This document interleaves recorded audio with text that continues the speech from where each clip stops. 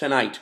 There's going to be no fluff. I'm going to give you no bullshit. I'm going to literally answer every single question until we are there. And it's 9:30 here in Spain already, and I'm normally in bed by now because I'm all rock and roll, as you probably know. So I'm going to just keep on going. I've had a little bit of coffee, so I'm good to go. I'm going to keep on going until I've answered every question, no matter what time that's till. And again, I'm going to give you 100% meat because I'm sick of seeing these webinars and shit that just have poor content, but a great sales pitch at the end. I'm bored of all of that shit. So I'm going to cut to the chase, and I'm going to answer every single question. I'm going to start in the Facebook group, so to make sure that I can answer those questions first. And then as we go along, you guys can ask questions in the questions box that you've got in front of you now, and I'll cover them in as much depth as possible. Okay, so just let me open up the Facebook group, and then we'll get in amongst it. I'm going to try and keep it as relaxed as I possibly can, so not to bore the life out of you. I'm going to keep it quite relaxed. If I swear, I swear. If you're offended by swearing, you wouldn't be on this call anyway, would you? So, if you've read some of my stuff before, I tend to tell it like it is. So, let's go back to the first question. Okay, so, first question is actually a great one, and it's from Ian Archer. If you were starting out now, would you do things differently, and what would that be? To be honest, I'm not a big fan of regret. I've done everything. I've made a lot of mistakes. I've made some great decisions as well. And the things that I would change, I would have surrounded myself with the people that I'm surrounded by now a lot earlier, because I'm a big believer in that it's 100% about the people that are around you. I don't think mindset makes any difference. I don't think taking action makes any difference if you're surrounded by fucktards. If you're surrounded by people who have the same beliefs, not necessarily opinions, but have the same beliefs and have the same energy and the same drive as you, then things can be a whole lot easier. So that would be the first thing I did. And the second thing that I would do if I started again is, again, it's people related, because I'm huge on the people around you, etc. And I wouldn't let the haters affect me as much as I did. Even 6-7 years ago, when I was getting people chatting shit about me in my local town, I still used to let it affect me a lot more than what I should have. So those would be the two main things that I would change. And the third thing that I would probably change is I would probably take my time a little bit more in building a big empire. And I spoke about this the other day. If I was setting goals again now, I would do it based on this. And this is gold dust that you might have heard before. I would pretty much just write down what my life would look like if it was perfect. Then I would work out how much that would cost to live like that. Yeah? Because I think a lot of us are setting financial goals and work-related goals that aren't really based on anything. They're just based on, oh, let's earn 6 figures. Well, you could probably live the lifestyle that you want to live with less than 6 figures a year. Yeah? So work out what you want to do on a day-by-day basis. Work out how much that costs. And then you can start planning around that, and it's sort of reverse engineering. And then you know how much you want to earn. So those are the 3 things that I do differently. I'm going to move on to the second question now before I open up this line for the questions. Okay, so people are trying to message us, sorry. Okay, here's the next one, here's the next one, here's the next one. Okay. How do we, this is from Katie Bevan, who I know is listening. How do we ensure our message gets across, our vision of health, fitness, etc., without feeling like it's lining up in front of a firing squad? Or do we simply allow our messages to get out there and know that if people fit our avatar, they'll listen, we'll get work, etc., etc.? That's a superb question. And one that I'm hearing a lot of recently about people being scared to be sort of hardcore in their approach. Now, here's what I think. First of all, you guys need to realize that you can't help everybody. Some people just aren't a good fit for you. I've had a lot of shit in the industry about firing clients that don't listen to what I say. Well, I'm sorry, but I'm not taking anyone's money if they're not going to listen to my advice. I'm robbing them of their money. Yeah. So first of all, you need to realize that you're not going to be a good fit for everybody. There's enough fat people out there for all of you guys to be able to help, and there's enough personal trainers out there to help them. Okay, so just because they don't fit with you doesn't mean they don't fit everybody, every trainer. It doesn't mean they're lazy either. It just means that they're not a good fit for you personally. So your message getting across. First of all, you've got to know as a trainer who you want to work with. You've got to know what your perfect client, who your perfect client is. So your avatar. And I talked about this a lot when I wrote Bootcamp Manifesto. You need to know who you want to train. The words everybody and everybody shouldn't be in there. Okay. Okay, loads of people are trying to get in my webinar, but apparently it's full. It's tough, they're late. Okay, let us just close this chat down because people are trying to talk to us, but they're late anyway. Okay, so to answer that question again, you need to go back to who you want to train. You need to realize you can't train everybody. And to get your message across, it's basically about a big mistake that I see trainers make, and I've made it before, is actually slating things that people love. And I've done this before in the past with Zumba. I've pissed all over people's parade when it comes to Zumba and when it comes to aerobic training, okay? And it did work quite well for me because that's the way I speak, that's the way I come across. But what you got to realize that if you're pissing all over the parade of something that people love, then they're just going to switch off and they're going to say, well, fuck you, I'm not listening to you, yeah? The first thing you've got to do if you want to help people is to get them to listen. And it's about communication. So to answer Katie's question, it's about communication. It's about communicating your message in different ways, whether it's articles, whether it's videos, whether it's audio, but it needs to be authentic. It needs to be from you. And you also need to just show people that what you do works. I'm a massive, and you guys that follow my stuff know that I'm a huge believer in social proof.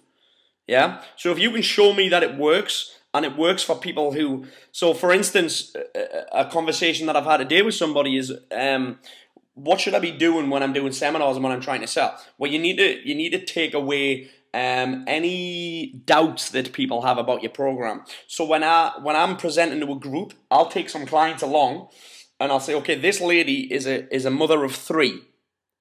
She's a mother of a 2-year-old, a 4-year-old, and a 6-year-old. If she's got time to get in shape, then you, who hasn't even got a kid, have time to get in shape.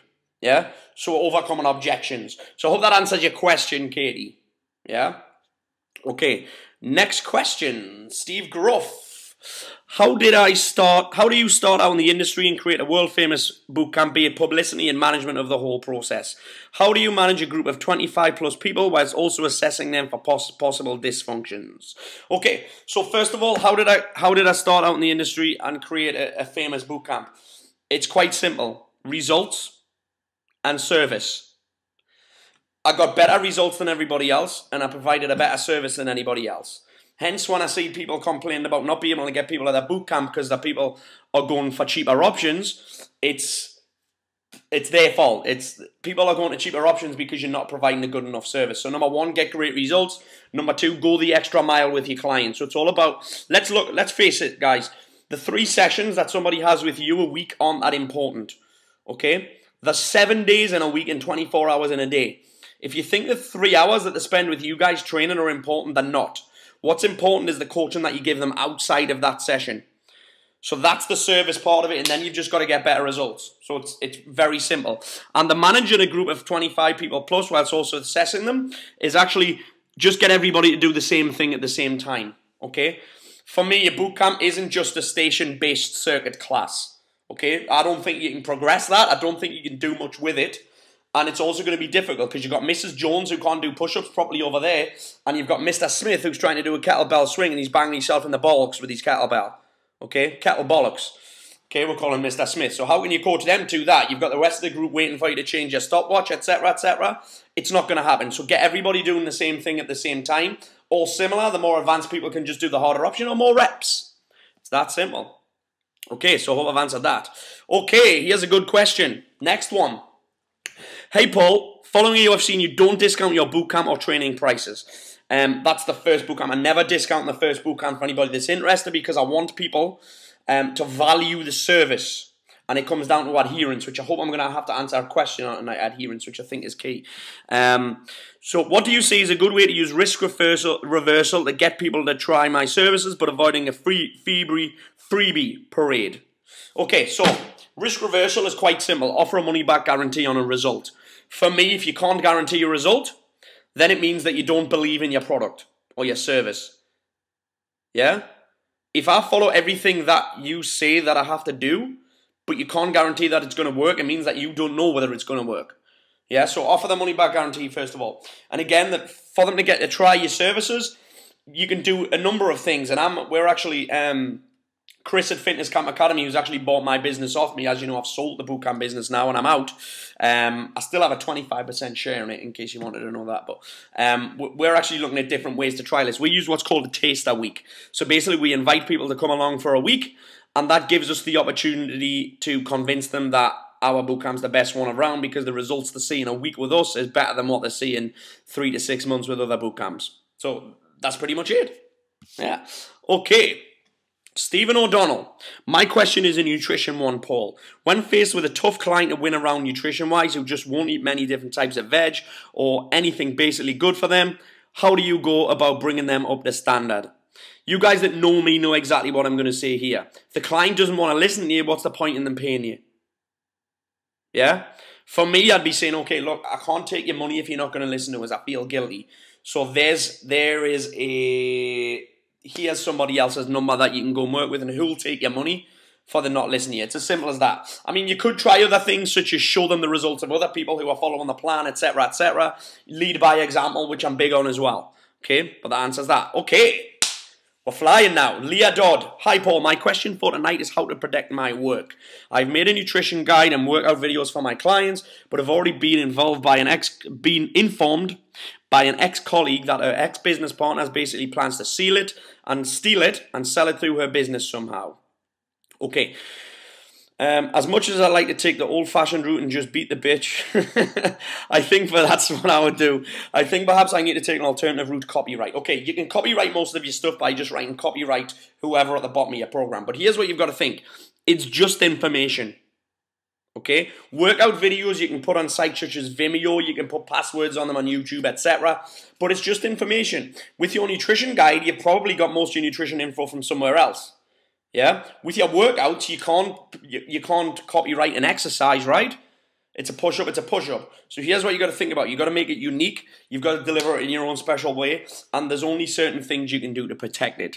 So it's as simple as that. I know for a fact people have been on my Get Lean program and are now using the program with other people. I've got no problem with that. They're paid for it. I just like it when they ask us about it. Okay? So I hope that answers your question, Leah. I know Leah's not going to be on the call later, but actually the webinar's full, so she's not going to get on. Hi, Paul. This is from Lanchana Green. I'm just starting out in the fitness industry, coaching-wise, and I'm having problems advertising in terms of the feedback I've received. So far, a few ladies are scared and think the classes will be too hard. Even though I promote the welcoming environment, friendly, good quality coaching and classes to suit their own workout pace, still feel I'm not coming across as well as I should be. Do you have any marketing tips, advice to draw those clients in? As I feel once they attend one session, they'll love it. It's just getting in through the door in the first place. What a great question. And I've spoke a lot about this in the last few weeks to my mentoring students. And it's about taking away intimidation.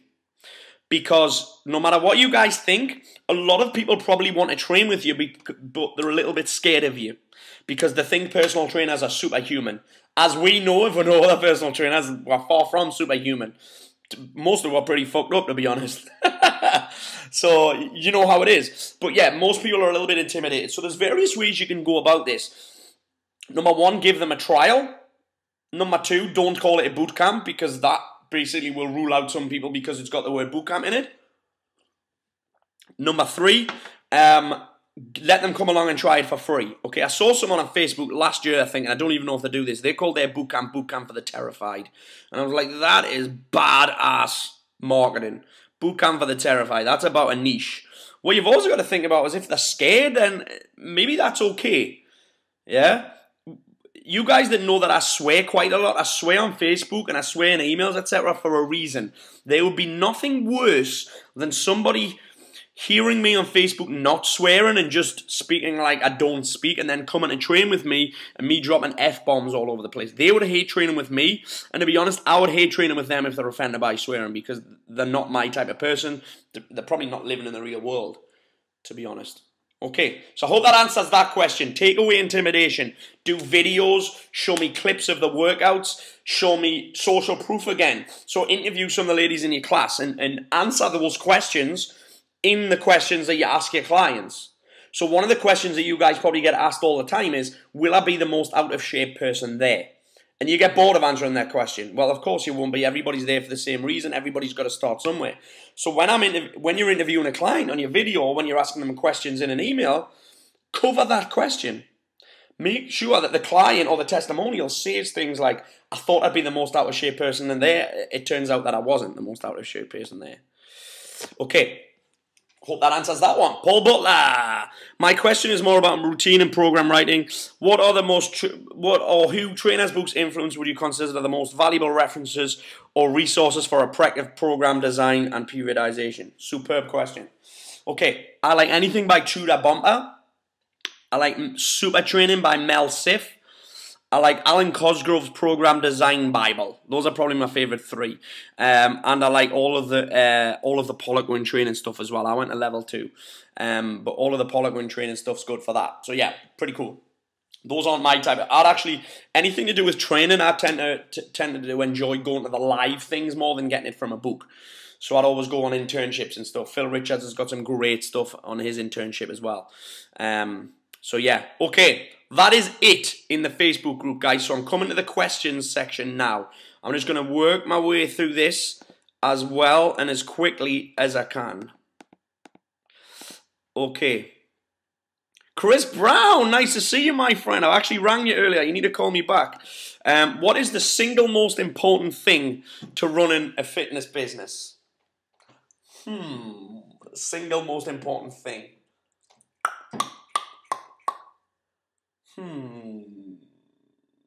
That's a tough question, the single most important thing.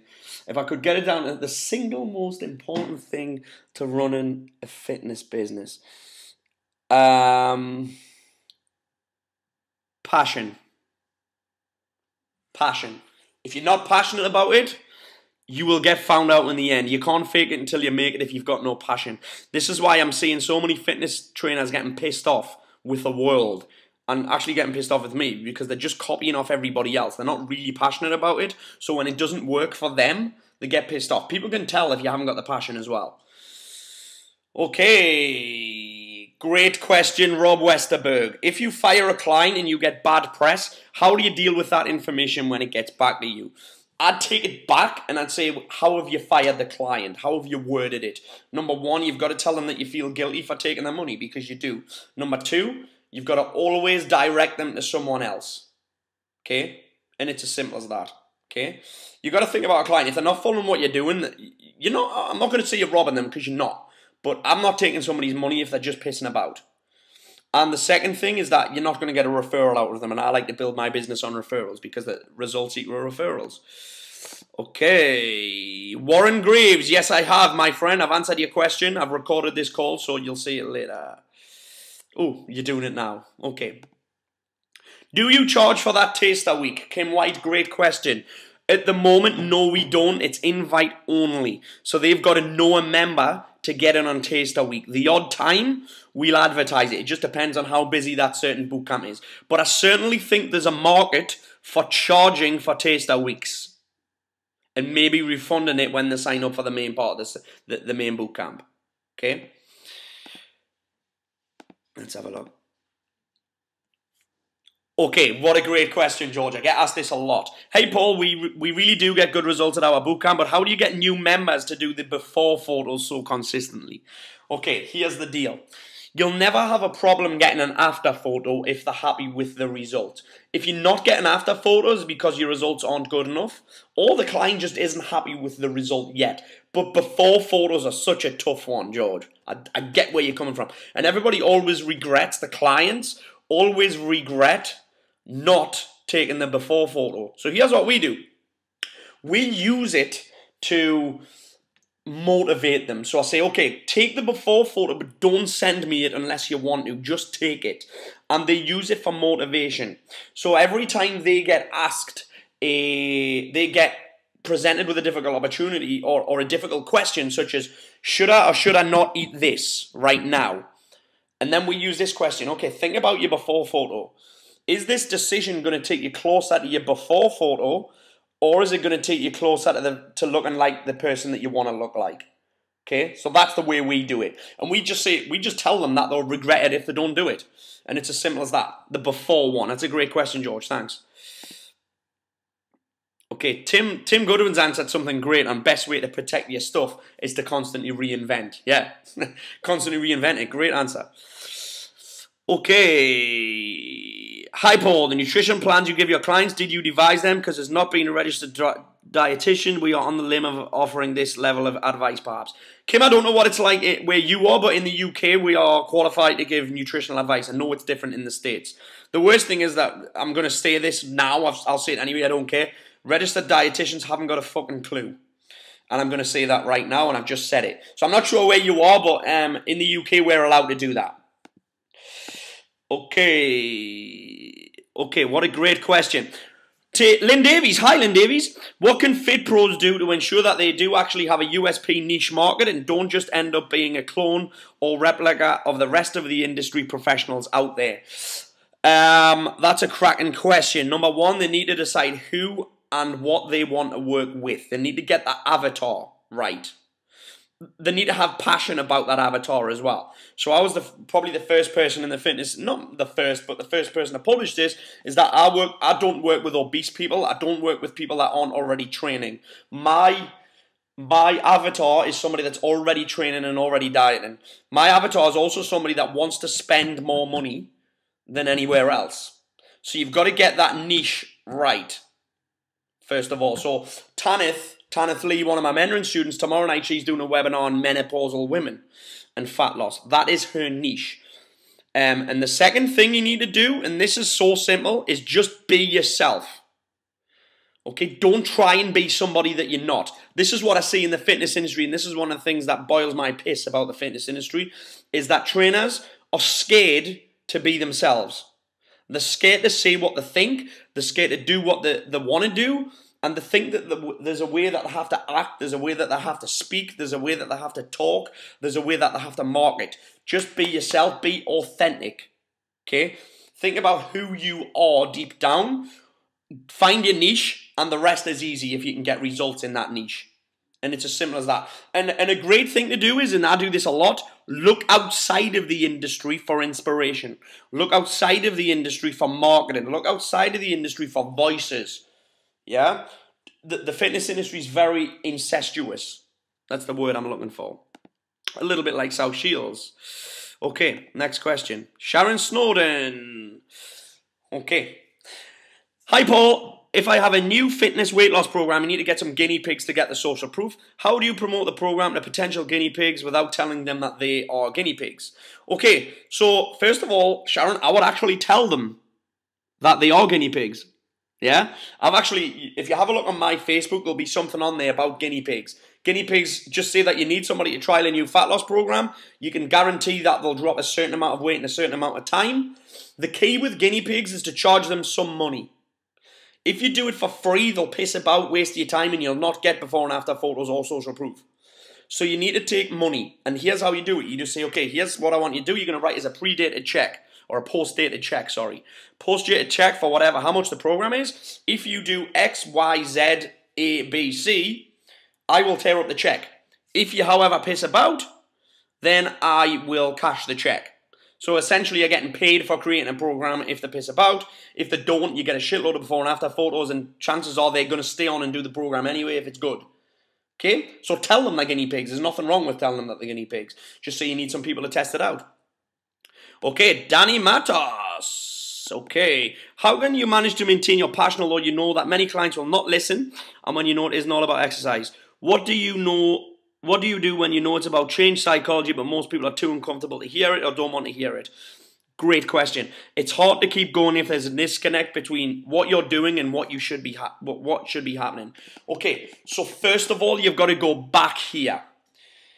If your marketing appeals to everybody with a wallet and a pulse, then that's what you're going to attract. So what you've got to go back is you've got to set up a velvet rope. You have a velvet rope around your time and around your training. You make it clear that you don't work with people that don't listen. Make it clear on your website that this is what's going to be expected of you. If you're not prepared to do this, then I'm quite happy to refer you to another trainer. That is all over my personal training website. That was all over there. This is what's expected of you. If you're not prepared to do this, then don't even bother contacting me. So you've got to get the velvet rope up there. Right now, if it's not working for you, you've got to say, okay, you've got to shape up or shape out. And it's a very scary thing. This is something that one of my first mentors, Dax, and Dax is a good friend of mine now, made me do. He made me get rid of something like 70% of my personal training clients. And I shit myself because it was a big drop in income. But what started happening is I started training people who I love training. Yeah, I knew who I wanted to work with. I knew what they had to do to get to where they wanted to be. And what happened? My results went through the roof. My income went through the roof. My happiness and my passion went through the roof as well. Because I was prepared to say no to people that didn't want to be helped. Okay? Yes. Katie Bevan is asking. I hope that I answered the question, Danny. I think that was a fairly roundabout answer. Did you just say the person is Tudor Bomber? Tudor Bomber. Yeah, I can't remember how to spell the name, but Tudor Bomber. Great question, Kim. What is your opinion on the model of one-to-one private studio-based personal training? I think it can work. I think it's a lot of hard work. I think there's an income ceiling on it. And it's not for me personally, but I know a lot of people who do very well in it. My friend Jason Ferrugia has a private studio personal training. He does some small group stuff as well. Dax Moy does exclusively one-to-one training, and Dax does very well.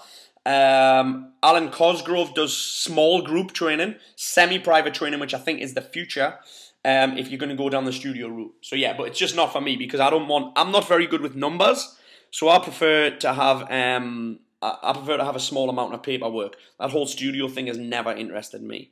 Okay, Laura Mill. Okay. I have 2 questions. I've been running boot camp since August and now have 5 going with an instructor running one for me. Okay, I haven't got the rest of your question, Laura, for some reason. Let's have a look. Let's try and scroll down, see if we've got it.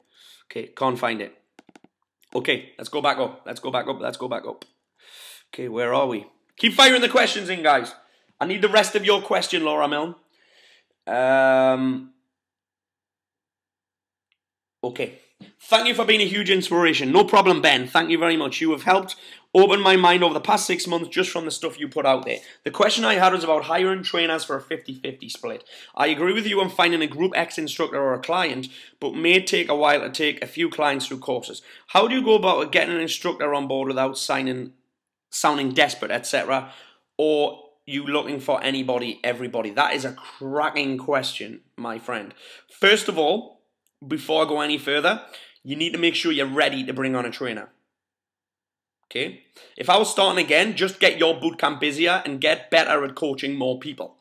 Because your stress and stuff will start once you start having to manage trainers. Okay? I've recently found out that I'm not very good at managing people. Okay? I'm a creative type of guy. I get shit done. I can't manage other people. I struggle with that. And I've got no problem admitting that. Mr. Brown is very good at that, however. So, how do I go about getting an instructor on board? And to be honest, you need to make sure you're ready. Like I said before, you need to make sure you've got everything in place. You need to make sure that's definitely what you want to do. Okay? The second thing you need to do, you need to think about what can I offer this person? Okay? Think about it for a second, Ben. If somebody came up to you and said, hey mate, I run a bootcamp. I'm thinking about starting another one. Do you want to teach it for us and I'll give you half the money? You would say no. I know for a fact I would. If somebody said that to me, I'd tell them to piss off. What you've got to think about is what can you offer them? Can you teach them how to be a better trainer? Can you teach them how to get better results? Can you teach them how to make money by doing not much work? Because let's face it, that's what most people want. Yeah? So you need to make it attractive. You need to write sales copy for this. A lot of people think it's just about people are desperate for jobs. The people aren't desperate for jobs because there's lots of jobs out there when they say there's not. However, you want to try and promote from within if you can. But you want to basically, again, what's in it for me? And there's nothing wrong with sounding desperate, mate. If you need a trainer, you need a trainer. The easiest way that I've found is ask people who live in that town. Ask people who live in that area. Ask people who live around, who's the best instructor to do this, who's the best instructor, and then just approach them. Look, I've got an opportunity. Do you want to learn about this, this, and this? Have a pack that you take along. Here's some results that I'm getting. Can you get results like this? Etc., etc. Hope that helps, mate. Hope that helps. But you need to make sure you're ready before you do any of that. Okay, Phil, great question. My boot camps are about 90% ladies. Is this normal? How can I get more men along? Number 2, should that be a different session? Number 1, yes, that's normal, mate. 90% ladies. Here's why. Men are generally cocks when it comes to training. Okay, I'm not going to say anything. When it comes to boot camps, men are know-it-alls. Okay? They're cocks. Don't train them. If you want to get more men along, bring them along. But why would you want to get more men along? Do you not want to get more women along? Think about who you want to train. Okay? Our boot camps are probably more than 90% women. We do get some men there. But first of all, you need to go back. Who do you want to train and why do you want to train them? Yeah? Hope that helps, Phil. Okay, Langel, how do you find the correct location? That's the easiest question I've had this evening. Train where you want to train. Train as close to your home as you can so you don't have to drive there or whatever. And just start. Okay?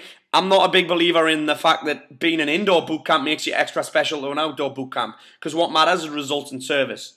Just going indoors doesn't make you special. The same way as using fucking tires and sledgehammers doesn't make you different either.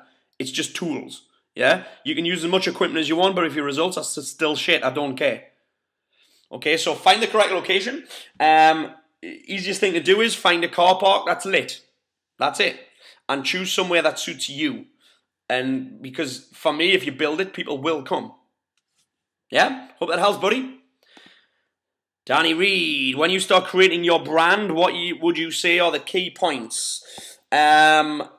Personally, I don't think it's about brand, Danny. I think it's about you.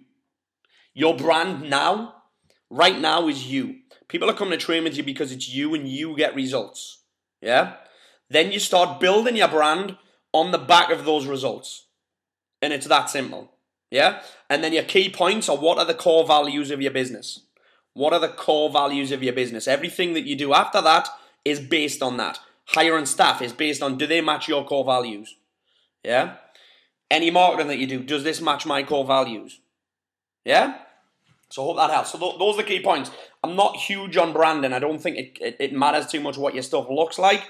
Your brand at this moment in time is you, so you need to work on you and what you're about. Okay? Do you walk the talk? Do you not walk the talk? What are your beliefs around training? What are your beliefs around nutrition? What are your beliefs around marketing? What are your beliefs around giving a service outside of the sessions? What are your beliefs around commitment? What are your beliefs around adherence, etc., etc.? So that's what you need to work on. Okay, Ian Thoren. I have a great rep and get awesome results, social proof, but yet nothing. Can't invest in marketing. Where am I going wrong? Okay, I can teach you how to get a full boot camp without spending a penny. Okay, so for instance, Ian, I haven't seen much of your social proof and I'm on your Facebook feed. You're not pushing it in my face enough. Okay, sometimes you have to do it in my face. You've got to look at where you. There's a great post I wrote a while ago called if you Google Bootcamp King, lazy marketing. That's probably the best post I've ever wrote, and those are some ideas in there. But here's the deal: if you're getting good social proof and you're getting good results, then the problem is that you're not telling enough people about those results, and the people that are getting the results aren't telling enough people about the results. If that makes sense, so you need to teach your clients how to get referrals. Okay, you need to also give you when you're giving your clients when you're teaching your clients how to get referrals, guys. You need to give them tools. You need to give them somewhere to send people. You need to give them stuff that they can give to their friends. So, for instance, the 3 places where you can send people. So, my friend has lost a lot of weight. Okay, how have you lost that weight? Oh, I've been doing this bootcamp. Oh, wow, how can I find out more? Usually, they're going to say, how much is it? That's the worst question in the world somebody can answer, because it's like, oh, well, my bootcamp's 99 quid. Oh, well, the one down the road's 3 quid a session. I'm just going to go to that. Well, they're not the same. So what you want to be teaching your clients is what to say. Okay, well, I'd love to tell you more about it. I can't really explain the price, etc. But there's a free taster week going on next week. Why don't you come along? And then it becomes up to you, Ian, to sell then. Or you say, you teach your clients, okay, Ian's doing a free seminar in 2 weeks. Why don't you come along and find out what he's about? You need places to send people. Okay? You need to give yourself a chance. What is your website like? What's the sales copy on your website like? Are you giving yourself a chance with your website? And I might do a website review later, but bear in mind that I'm fucking brutal. If I see a website that I don't like, I'll brutalize you. So if you want to have a look at somebody's website, then I will. Okay, Ben Griffiths. Paul, back in the day when you first started up, how did you keep driven and motivated, and what mentors influenced you the most? That's a fucking brilliant question, my friend. Thank you. Okay, what kept me driven? And this is terrible, okay? I've recently done a lot of soul searching when I decided that I was going to leave the fitness industry. And I basically, what kept me driven was proving people wrong. Yeah, my ability to prove people wrong. Everybody told me that I couldn't do it. My parents told me that I would never make anything of myself. This careers advisor told us that I was a loser at school. I wonder what he's doing now. But yeah, my was for an ability to prove people wrong, and I have this massive, huge, insane passion for helping people.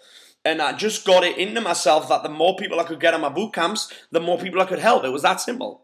And I'm going to admit this, I like money. I've got no problem admitting that. I like money and I like lots of the stuff. Because I like doing cool shit. Yeah? I like buying nice cars. I like being able to live in Marbella and do whatever I want. Yeah? I like money. So work out your perfect day. Work backwards, like I said before. See how much money you need to earn. And again, my was to prove people wrong. I don't know if you've noticed this, but I thrive on recognition. And it's not necessarily a good thing either. But proving people wrong was a big one, and the haters drove me quite a lot as well. What mentors influenced you the most? Interesting question. Dax Moy was a great influence on my career. Steve Jacks helped me out. Influenced me the most was actually my circle of friends right now. I have a circle of trainers and career people around me. There's a couple on the call actually, who influenced me a lot in that they're influential in the industry. They're very successful, and they're now my friends, and I can ask them for advice and help when I need to. But basically, they inspire me right now. And the great thing is that I'm not paying any of them any money, which is very cool. Okay, right now I'm being mentored by Brian Grasso, and Brian's very cool because he has me looking at myself rather than just from a business point of view. So yeah, that's it. Cool. Okay, great question, Tim. Cross-sells and upsells. Have you tried anything with the fitness camp? What a cracking question. So this is, we're looking at residual, we're looking at extra income here apart from your camp money.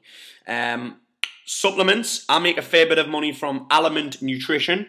I get a check every 3 months from them because I recommend their fish oil.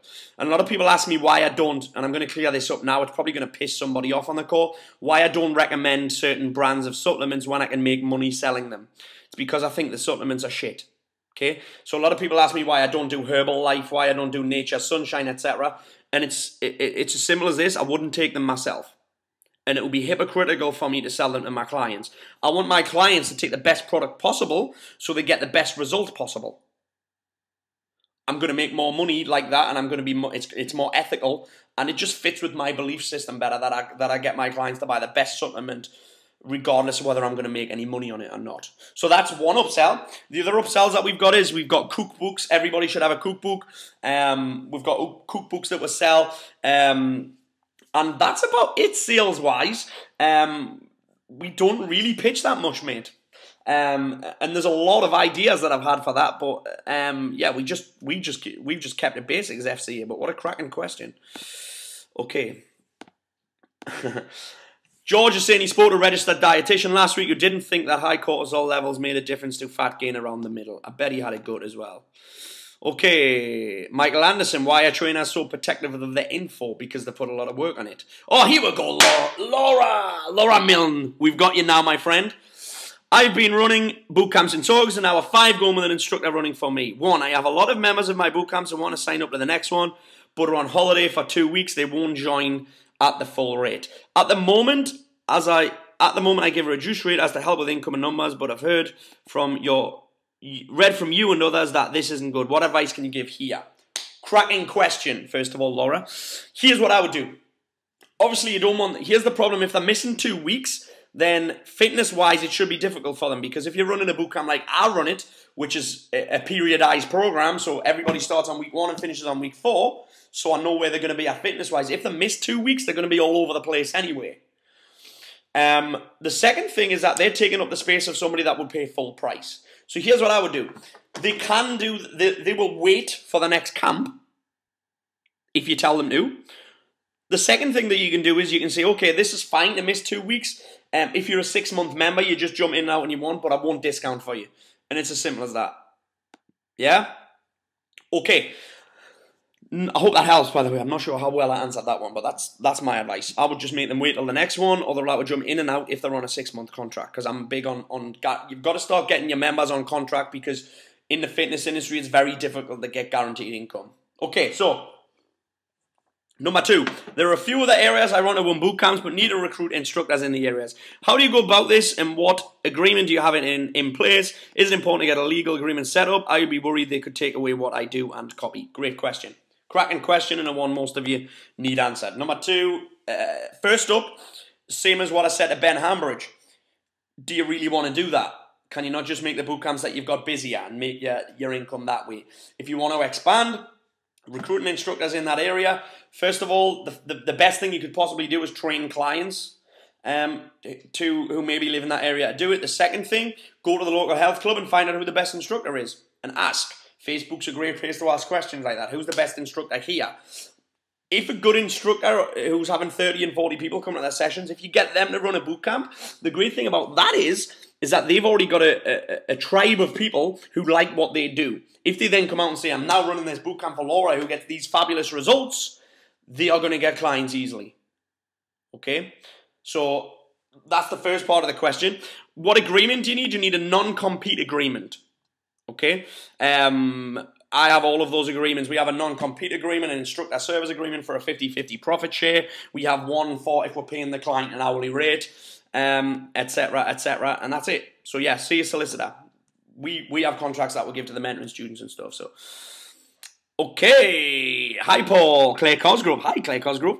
Any advice on outsourcing cookbooks? I really want to get one made for my campettes. Yes. Ask your campettes. I'll give you free boot camp for 2 months if you write this cookbook. What I did, I will give you half of the money that I make on this cookbook if you write it. We now have 3. Super simple. You could go to somewhere like Elance or somewhere like that, but I've seen a lot of shit come back from there as well. Yeah? Ask your campers or ask one of your campers to do it for you. I'm sure that'll work. That's work a treat for me. No need for that. Okay. Yes. Velvet rope, baby.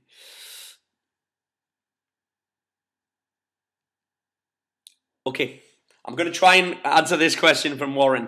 Been listening to some J. Abraham stuff and decided I'd have a small change for a taster.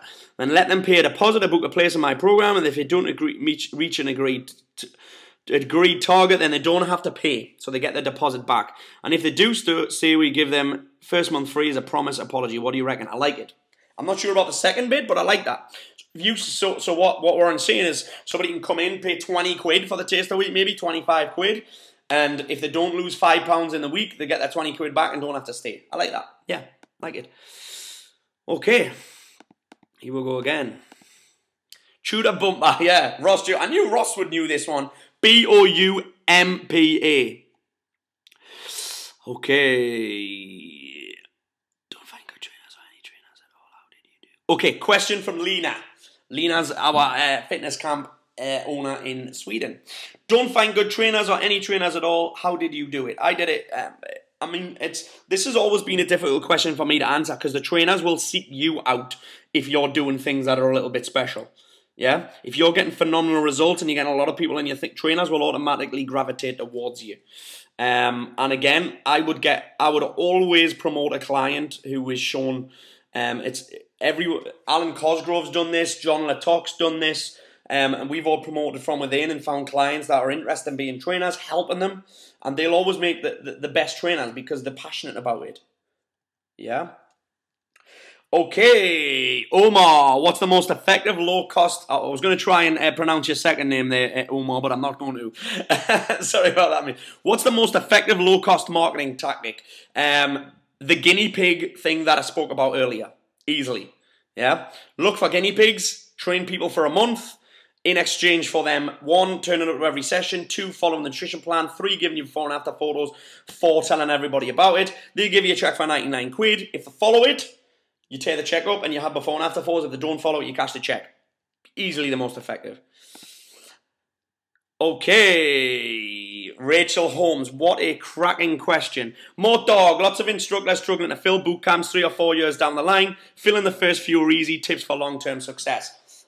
100% about service.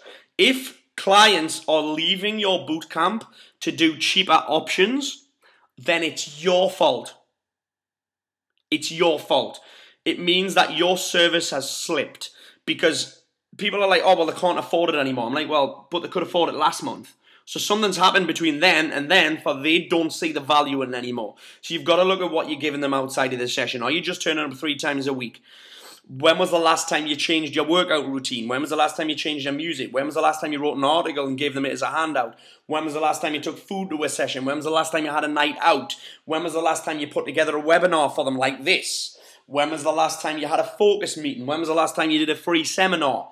Etc, etc. So if people are leaving your bootcamp 3 or 4 years down the line, then it's your fault that you basically haven't, what's the word? Tim said it before. You haven't reinvented what you're doing and kept providing the value. Okay? That's an answer.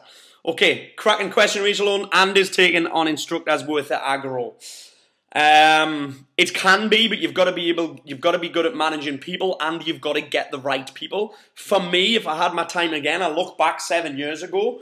And sorry, not 7 years ago, probably 4 years ago now, and I had 100 people on a bootcamp in South Shields over 3 sessions. So I had a morning session, a mid-morning session, and a nighttime session. Those people were probably averaging about 70 quid each. That was $7 grand a month for working 3 hours a day. Yeah, I'm sure that's more than enough for most of you people.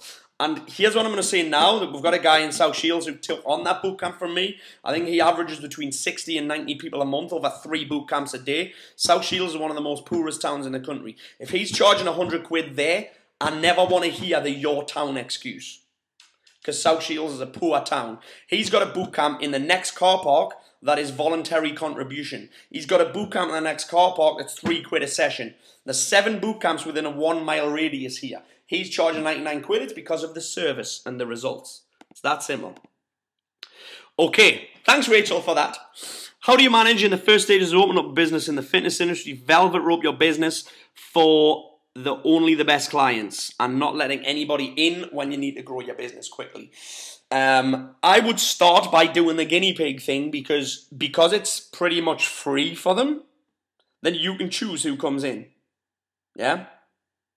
And it's as simple as that. That's a cracking question, actually, for starting up in the fitness industry to velvet rope your business.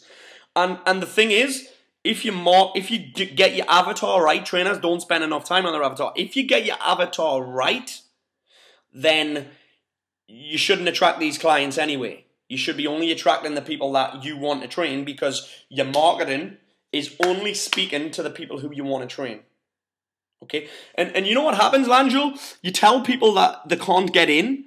If you tell people that they can't have something, guess what? They fucking want it badly. Okay? So yeah, hope that answers it. Okay.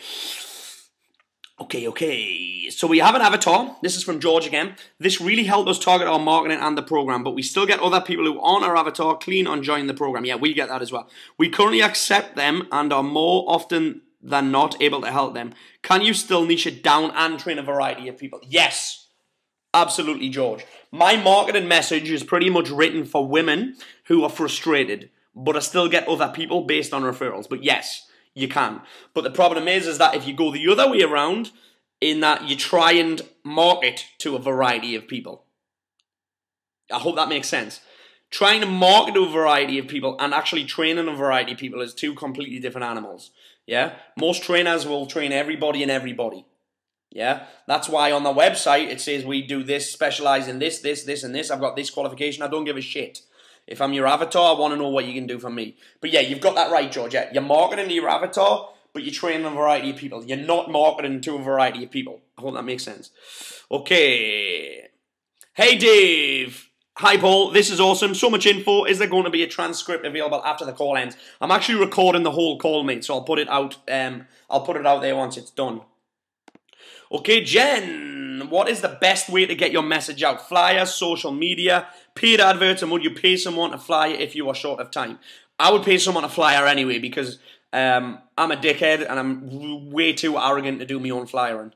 Yeah, I think that your time would be better off spending someone else. But to get your message out is definitely to get social proof, get some people, train them for free. Or that guinea pig offer that I just spoke about, get their social proof, get them talking about it. Let's think about it like this, guys. All my mentoring students do this, every single one of them. Write a list of 100 people that you know or who you know of in your town. Get 10 of those to train with you on the guinea pig offer, which I've already explained. I'm not going to explain it again.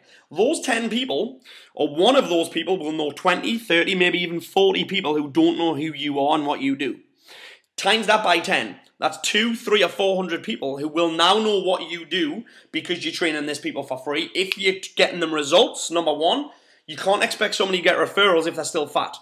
Because if someone said to me, I've been training with this guy, why don't you come and train with him? Well, you still look like shit. So that's quite blunt, but that's the way I am, you know that. But if these 10 people know 20, 30, 40 people each that don't know who you are, and you suddenly start getting them results, word will spread faster than an STD in Ibiza. Okay, what is the best way to manage your time and high return and low return activities throughout the day? Okay, here's what I do, Langel. I basically only do high return activities. Okay, so here's how I manage my time. I have one day. This is when I ran my boot camps. Now I don't really manage my time that much because I'm in a position where I can pretty much do what I want, which is cool. But best way to manage your time, you need to have one day a week where you don't train anybody and you don't do anything fitness related. Because I see trainers all the time, they're on the fitness business treadmill. They're training clients, they're running to classes, they're checking their emails, they're checking their Facebook, they're pissing about here, and they're not moving forward. So they're stuck on this treadmill and they're running, but they're not getting anywhere. So they're not ever doing anything that moves their business or their life forward further. So when they're 50 and 60 and 70, they're still fucking training people. And I'm going to hold my hands up here. I've got no desire to be training people by the time I'm 50. In fact, you know what? I'm not going to even be training people next year. And I'll hold my hands up. And I still do have a passion for helping people. I just need a break from it. And I think a lot of trainers are scared to admit that they don't want to train people forever. There's nothing wrong with admitting that.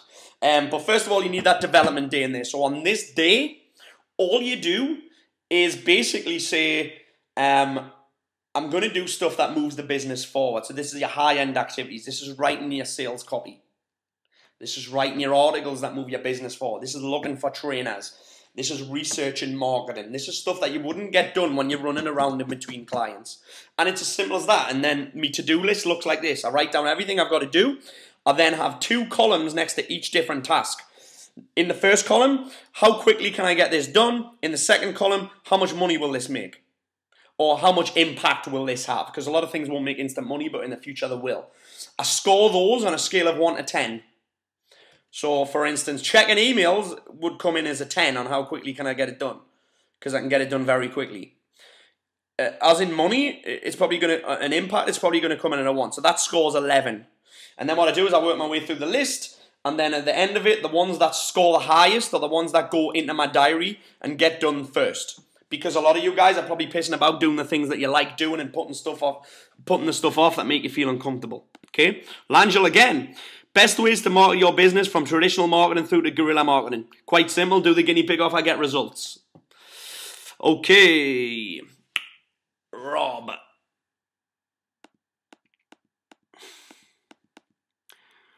Okay. Rob, great question. So Rob's asking about the clients that he sacks again. You have to give them some slack. What you might be best off doing, mate, is rewarding the people that do make every session rather than punishing the people that don't. So I know Tim used to do this when he was back in Luxembourg. He'd give a discount or some sort of prize to the people that made every single session. That's your question answered, mate. Cool. Okay, Langel again. How much finance does normally need to get up and running and good net profit to start with? 0, my friend. 0. I could teach you how to fill a boot camp without spending any money whatsoever. You would. You would need to buy a stereo and you need to buy bootcamp beats from bootcampbeats.com. That's it. Nothing else. Yeah? Easy. Okay, cracking question. Hi Paul, this is from Billy Stanley. How do you go about getting clients to adhere to your nutrition program if they are coming to you with very basic nutritional knowledge? This There's a few ways I do this. Number one, I make it very clear in all of the writing that I do in the welcome pack that their results will correlate directly to the adherence. So it's quite simple. If they don't follow the program, they're not going to get results, so they can't blame anybody but themselves.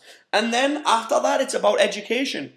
I tell them, I think it's very important to tell your clients why they're doing the things that you want them to do, so they get it. And you should be offering your education in different mediums, in articles, written in different styles by different people. So you can also leverage any contacts that you have that are higher up in the fitness industry than you, so they might listen to somebody different. You can do videos, you can do webinars such as this, and you can do live seminars.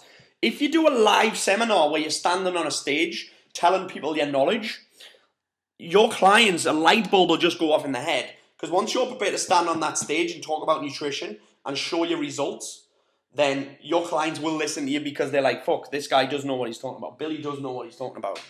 And then from that, for me, it's just showing other people's results.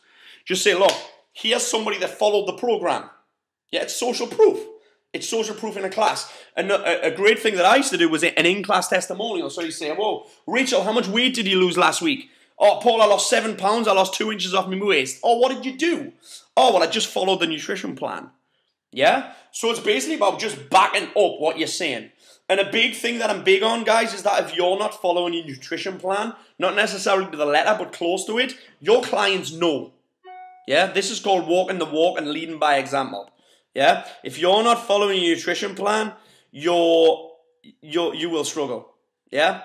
You will struggle to get your clients on board. I'm a completely different animal when my nutrition and training's on point. My clients can tell when I'm following it, when I'm not. Chris Heron, what a cracking question, my friend. Advice on ebooks. When would you decide to charge for it or not? First up, mate, I don't think there's any money in ebooks anymore. And I'm quite prepared to put my hand up and say that. Here's what I would do.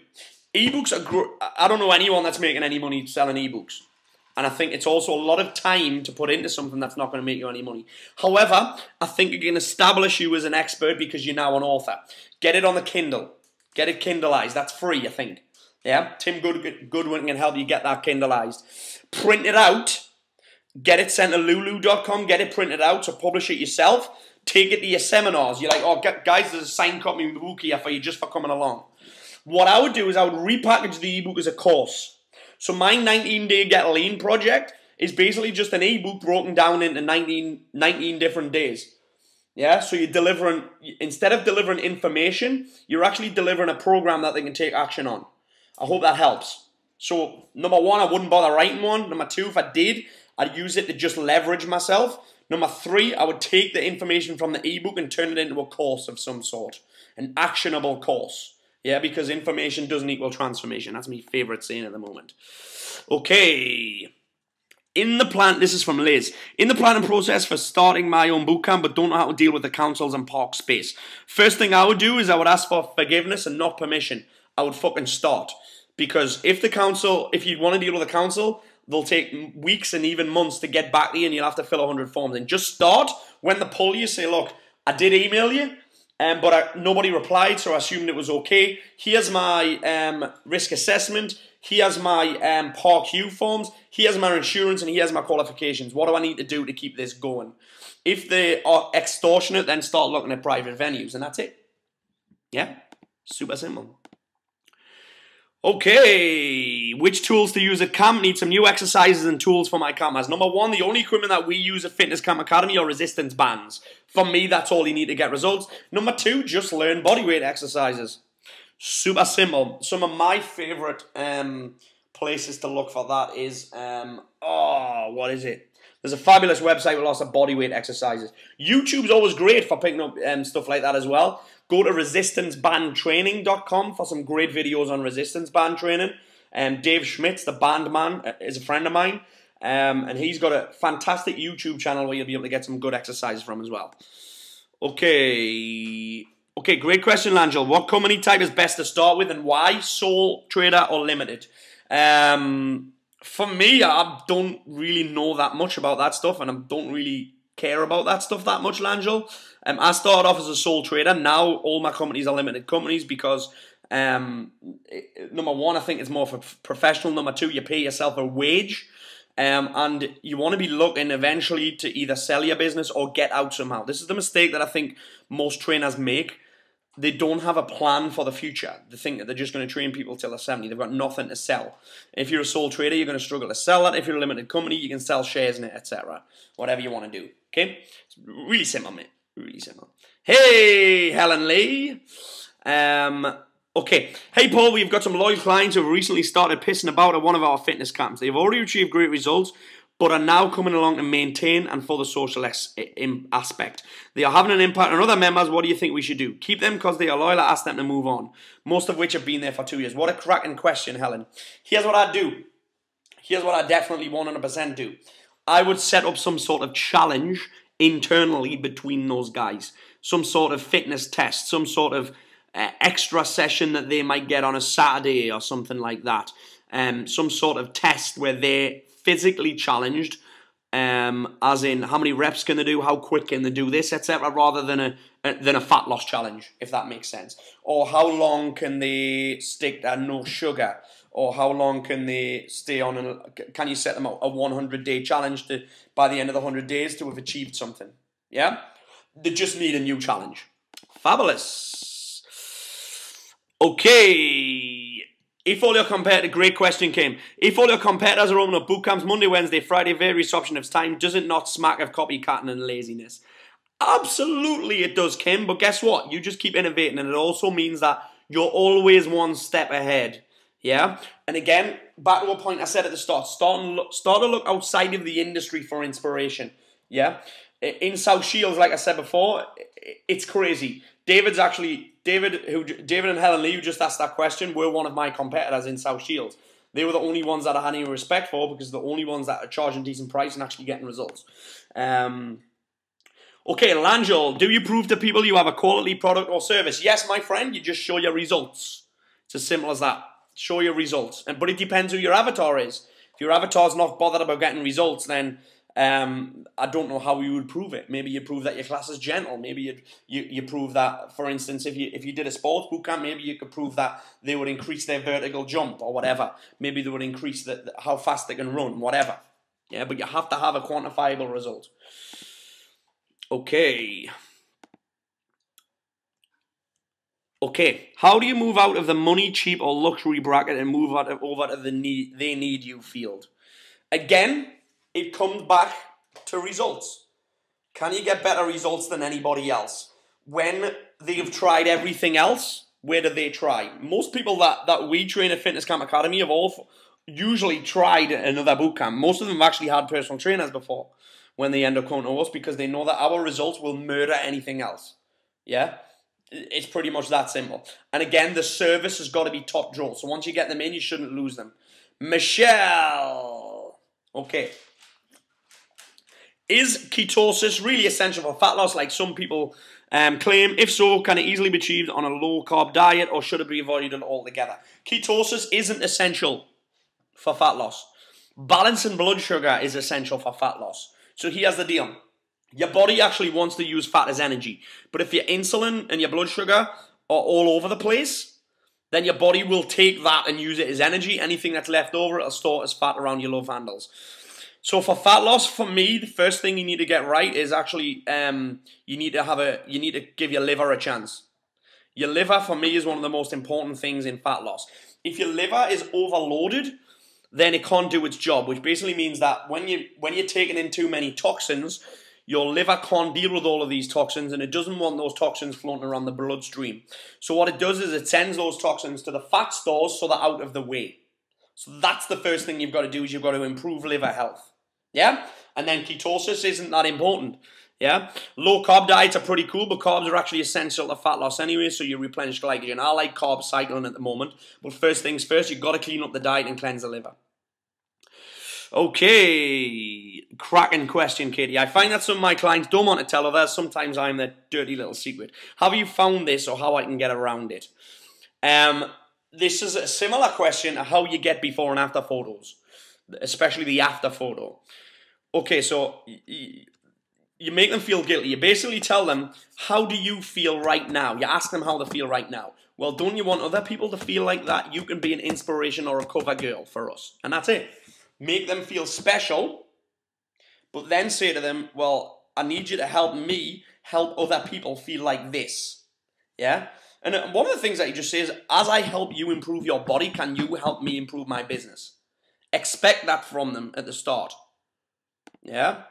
Hey, John Allen. We'll be doing our stip soon, and the one thing that worries me is getting a question I can't answer or getting other PTs in the area coming in. Cracking question, my friend. My first stip I had, actually not my first stip. My first stip I did that was extremely busy. There was like 112 people there or something. There was about 14 trainers there. Okay? If you can't answer the question, admit that you can't answer the question. There's nothing wrong with that. I don't know that right now. What you got to think about, guys, is that you only know what you know now. If you don't know it, you don't know it. It's not your fault. I used to get pissed off when trainers didn't know certain things. Like, well, you should know that. But they only know what they know now. I remember going on a course and it basically blew up everything that I thought I knew. I realised that I didn't actually know that much. But instead of getting pissed off, I was like, well, I only knew what I knew at the time, and that's it. Admit that you don't know the answer, but tell them that you'll find out the answer. If other PTs in the area are coming in, thank them for coming in front of the people that are there. Okay? That'll make you look even better. Okay. Cracking question, Laura Milne. I pay my instructor 20 to 30 quid an hour. How do you pay your instructors? This is going to sound crazy, but my instructors pay me. Yeah, they pay me a monthly fee for getting fantastic information, for getting made into the best trainers in the country, for getting unbelievable marketing advice. I'm blowing my own trumpet here big time, but I'm not bothered. And they pay us a monthly fee. However, back in the day, we used to do a 50-50 profit share. So it's incentive based. They got 50% of all of the money from all of the clients that came in. And there's a few other models that are coming in there. The reason I don't like an hourly rate is because there's no incentive for them. So say you've only got 4 people on a bootcamp 1 month, then that bootcamp's actually going to cost you money to run. Okay? The thing is, if you're paying them an hourly rate, they're probably not going to do anything outside of the session because they're not getting paid for it. Yeah? There's no incentive for them. They know that regardless of whether there's 4 people or there are 24 people there, they're still going to get paid. Okay? So you need to make it more incentive based. Okay.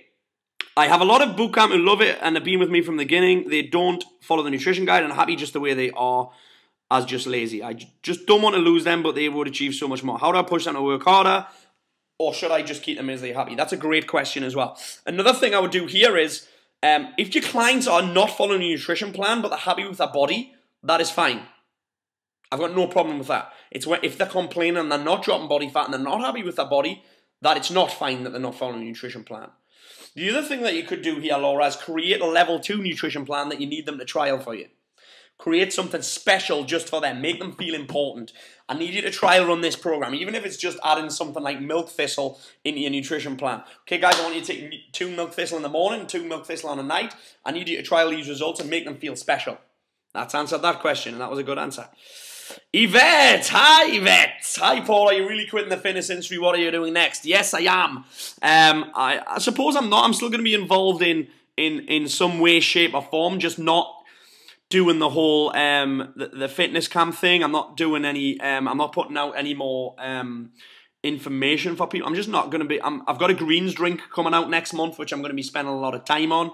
I'm still mentoring a few people inside the fitness industry, and I'm mentoring people outside of the fitness industry now. Life coaching and business coaching and personal coaching and stuff. But that's pretty much it. I've decided that my son's only a baby and he's only young once, so I'm going to spend a lot of time with him. And I've spent 10 years busting my balls with insane passion to help other people. And I just want to help myself for a little while. So thanks for that question. Okay. Langel, do you have a sales system process in place for the telephone, internet, and face-to-face? Yes, we do. We have a phone script. Our website is set up to make sales or get an email address. I see too many websites that are like brochures. Okay, for me, your website shouldn't be more than 2 pages long. You have 2 goals on your website. Number 1, people sign up for your bootcamp. Number 2, people put their email address in so you can market to them. Yeah? And they buy or they die. Yeah? It's as simple as that. If there's anything else on there, you're wasting time and there's a chance of them clicking off and going somewhere else. And we do have a we don't do consultations for face-to-face script, but we basically, this is our this is our funnel. We get people on a taster week. We have a taster week conversion method from Monday to Friday, step to step, and then we convert them on the Friday to start on the following Monday. Super simple. Okay, Tim's been pissing himself through this. Okay, where are my cookbooks from then, Kim? My cookbooks have been written by members. And there's one up somewhere. I think it's thefitnesscampcookbook.co.uk or something like that. You'll be able to Google it. So yeah. Okay. Cover trainer. That's a great question, Nikki. Cover trainers. How do you go about finding them?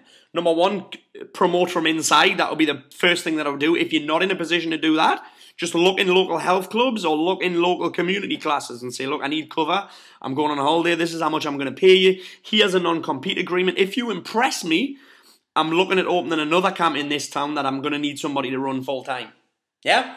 Super simple. And they only need to be level 2 qualified, guys. And I would shoot for personality and the ability to stand in front of a group over technical ability all day long. Yeah? Okay, next. Okay, what software, hey Christopher Lang, what software or PDF do you use to make menus look more professional? I outsource that, my friend. I am terrible at that. I send everything to a guy called Fraser at atouchofmuch.co.uk. I am shit at stuff like that. I send him some horrible Word document. He makes it look sexy. That's it. Okay, now we know hormonal balance is key for health and fat loss. What books, courses would you recommend for learning how to test this and rebalance this in our clients? Number one, I would learn biosignature. I don't buy everything about biosignature. I like the concept and I've learned a lot doing it, but I don't follow it to the letter, and I'm not the whole, if Charles Poliquin hasn't said it isn't true gang, but I like his stuff and I love that course. Some of the courses, the books that I recommend would be Balancing Hormones Naturally, and then I would look at the hormones individually with cortisol control, adrenal fatigue, thyroid balance, and I can't think of any more off the top of my head right now. But that would be in a one-to-one setting. In a group environment, it would just be about educating the client that if they're fat, they're just fat. If they're struggling to lose fat from certain areas, they can do certain things with supplement in the nutrition. Okay, Becky. Hi, Becky. What are the best nutrition books and courses? I'm also interested in the fasting plans that I hear so much about on Facebook. Do you recommend this plan to your clients? Okay, fasting is great if you know what you're talking about and if you can educate your clients. The best products for fasting and learn about fasting is Eat, Stop, Eat. By Brad Pilon. That's an ebook, eatstopeat.com. I will also learn from leangains.com. And John Berardi wrote a fantastic report recently over at precisionnutrition.com on intermittent fasting. Those are the 3 resources that I'd go for fasting. And on my website, if you Google Bootcamp King, 7 nutrition reads. 7 of my favorite nutrition books are up there.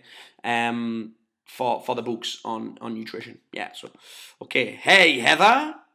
Okay, what do you think is the max number of people you should have in a bootcamp to give a quality service to each individual, but also make a good profit? Okay, quality service for me isn't in that one-to-one session. It's outside of the session. The service in the session is about motivation and education. It's not about standing and talking to people anyway. And to be fair, the max number of people depends on how good a coach you are. If I'm not getting more than 20 people, then I'm disappointed. The most I've had in a session is 52. What I'm comfortable with is 40. You might want to go down the exclusive route, but then I'm like, okay, well, what's the difference between having 20 people and 40 people? It makes me a better coach if I can handle 40 people. Remember, in my sessions, everybody's doing the same thing at the same time. So I've got 2 teaching points and 1 exercise to watch. Yeah? 40 people in front of me, I'm up a height. The difference between 20 people and 40 people is about $2,000 a month. Yeah? So if you can't handle 40 people, you're going to be $2,000 a month short. So either become a better coach at handling bigger groups, or get somebody in to help you teach that group. For me, you limited your income, which is retarded. Okay, George. Would you give your cookbook away to members or sell them on top of the bootcamp price? Cracking question. I would give it away to your members for free, or at least 1 cookbook. You can always have a second cookbook. Like, for instance, we're going to release a curry cookbook very soon that I've collaborated on with somebody. I'm going to sell that one to members as well, but they already get 2 free boot camps, 2 free cookbooks a year, and then sell your cookbook to non-members, if that makes sense. Okay, Sharon, what are your favorite psychology books or a change in mindset for weight loss? That's a great question. Great question. Okay, mindset, what do I like? I like anything by Tony Robbins. Anything by Tony Robbins. And it's not necessarily changing mindset for weight loss, it's just changing mindset.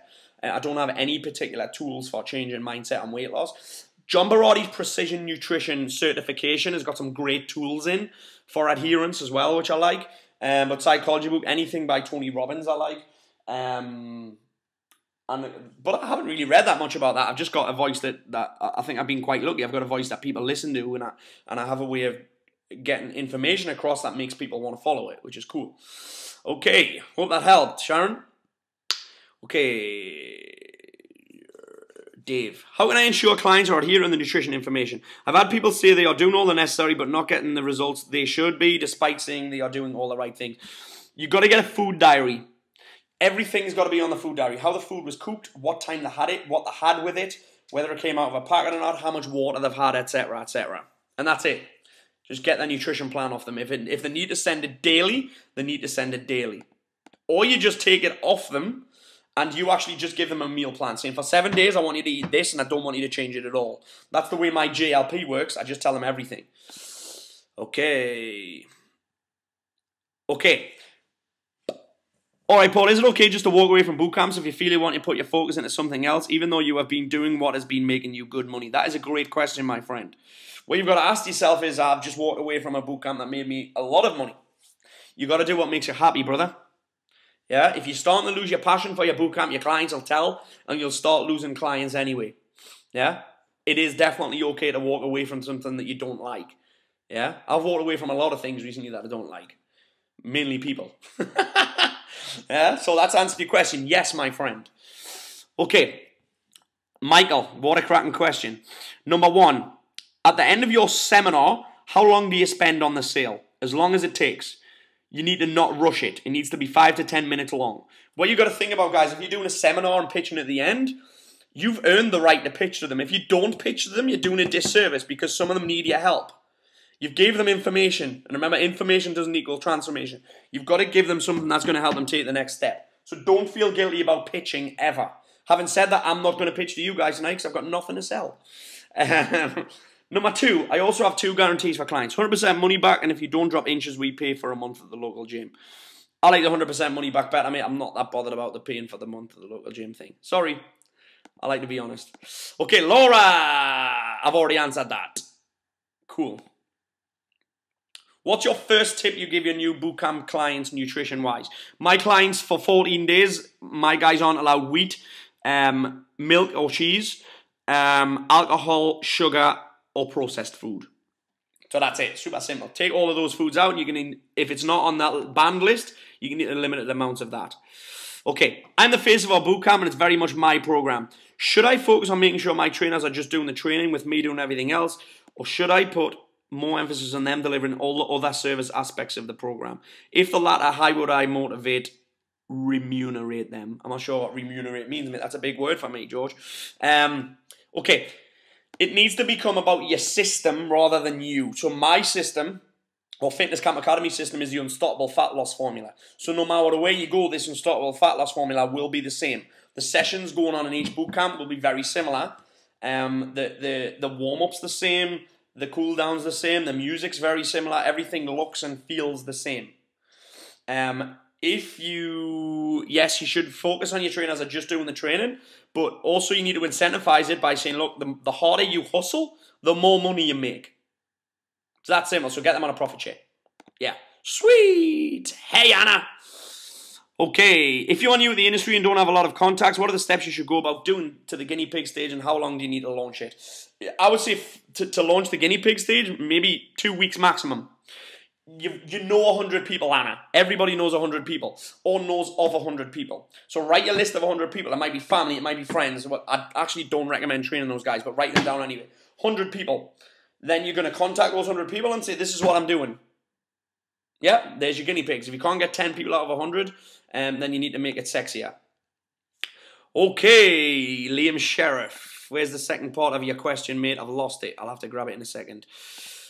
How do you find a mentor that is the right fit for you? Sharon, here's the deal. Number one, you need to be, for me, the mentor has to be doing what you want to be doing. Yeah? If the mentor's not doing what you want to be doing or is done what you want to do, then that's how I choose. I find there's a couple of people who I've been mentored off who don't even do mentoring. Brian Grasso doesn't even do mentoring. And I paid him 12 grand last year because he was doing something that I wanted to do. I actually don't want to do it anymore. I pulled out of that and it would have been $1 million. I would have made it, I think I would have made 7 figures on this. But I just didn't, I fell out of love with the idea. But anyway, you need to find somebody that's doing what you want to do in the style that you want to do it in. So yeah, that's my thing anyway. If they're cheap, you're going to get what you pay for. If they are doing what you want to do, if they've got a track record, etc., etc. But for me, they've just got to be doing what you want to do. Okay, Liam Sheriff. Okay, how frequently did you set your trainers, goals, targets, achievements for them to compete, or did you give them tasks daily? No, mate, I was pretty slack with this. To be honest, I made a lot of it up as I went along. It was pretty much, okay, here's what you need to do to get a busy boot camp. If you don't do it, you don't get paid. It's as simple as that. If you've got them on a profit share, if they're not doing the work, then they're not going to get paid. You're not going to get paid either, but you shouldn't be doing that much extra work. I hope that makes sense. What you got to think about is that each bootcamp that you have extra that you're not teaching, it's free money. Yeah? I hope that makes sense. Okay. No problem, Langel. No problems, Rob. George, how do you keep a check on attendance? Do you do registers or just get a trainer to make note of those members who have missed a session? The guys, what I'm very big on, George, is that the bootcamp that they run is their bootcamp. Yeah? It's their bootcamp. So if people aren't turning up, it's up to them to chase them up. If they're not my client, then I do care, but it's up to them to chase them up. One of the things that what Mind the Body is great for is a register. But I think if somebody doesn't come, I'd just send them a blank text. Super simple, buddy. Okay, hey Jane. Your proper name is too difficult. Looking to run a cookery school to teach clients how to cook clean, healthy food. Your thoughts on that? Yes, superb. Check out Jill Gardner, because Jill Gardner does this. Yeah? I think cookery schools are a great idea. I wouldn't cook. I'd get somebody else in to do it and I'd offer them some incentive. But that's pretty much the way I'd go with that. Yes, I think it's a great idea. I think it's a good upsell from your bootcamp or your personal training as well. Okay, what mindset tips so they stay on the wagon to results? Oh, Langel. Write articles on adherence, write articles on why winners why winners are just simply willing to do what losers aren't, and just write articles on different things to keep them on the wagon and just show them results. You've got to be constantly on the case for me. Got to be constantly on the case. Okay, Alex, what is my hierarchy of marketing? Any time wasted marketing activities? That's a cracking question, my friend. To be honest, I don't really have a hierarchy of marketing. I have what I like to call fishing rod philosophy, in that most trainers have probably 2 fishing rods in the water trying to catch fish. You need to have about 10. So you need to have a networking strategy. You need to be going to networking events, 1 a week. One of those breakfast clubs, you need to be going to one of them. Number 2, you need to have a referral strategy in place, like you say. Number 3, your SEO needs to be good, your search engine optimization. For me, you need to outsource that. Number 4, your website needs to have good sales copy that actually works. Number 5, you need to have YouTube videos that are labeled properly so they are also found in the search engine when people look for them. It doesn't matter what's on them. Number 6, you need to have a blog. Number 7, you need to have Facebook, and you need to use Facebook properly by giving me usable content that's useful, not just saying buy my shit. Number 8, you need to have Twitter. Number 9, you need to be regularly in the local press. Number 10, you need to be doing regular speaking events, organizing them, and that's all I can think of for now. Yeah. Number 11, you need to have a client reactivation strategy. You need to, when people leave your bootcamp or don't personal train with you anymore, you don't just let them go. You need to have a strategy for getting them back on board. I hope that helps me. I don't have any particular order of doing those things. If there's 2 things that I did, if I did 2 marketing things only, none of them would be to do with websites. To be honest, if I only did 2 marketing things, both these are free. Number 1, I would do guinea pig offers. Number 2, you probably have to have a website for that, but number 1, I would do guinea pig offers. Number 2, I would do a local business of the month offer where you go into the local business and say you've been nominated as local business of the month, give them some stuff, and then ring them up a week later and say, I've got this seminar going on, or can I come in and do a seminar on your business? Super simple. George, do you really name every one of your workouts? Absolutely, my friend. Every single one. Every single one ever. Sexy. That's a great question. How do I use music, bootcamp beats, when training outside if it's pissing down with rain? I put a... this is... Obviously, I'm in Marbella now, Billy, so I don't have that problem, fortunately. But the guys, and when I used to teach, we used to just put a black bin liner over the top of the Alessi Transactive or the block rocker that we used to use. Okay, Michelle, why am I leaving the industry? Number 1, some things have happened recently that made me fall out of love with it. Number 2, I'm not... I need a new challenge, and that's pretty much it. So yeah, I need a new challenge. I'm not stimulated by it anymore. I'm not in love with it like I was before. And I don't do anything that makes me unhappy. Do you believe all clients should start with a detox? Yes, Tony, I do. Yeah, my number 1 goal with a client is to get them healthy. And that is by detoxing them. But it depends what your definition of a detox is. If it's removing processed foods and stuff that the body can't digest very well, then yes. If it's any other crazy type of thing, then no. But yeah, all clients should start with a detox because my principles, my nutrition principles are based on just getting somebody healthy. The side effect of getting somebody healthy is that they drop body fat. Sweet. Langel, best ways to deal with retention other than great results.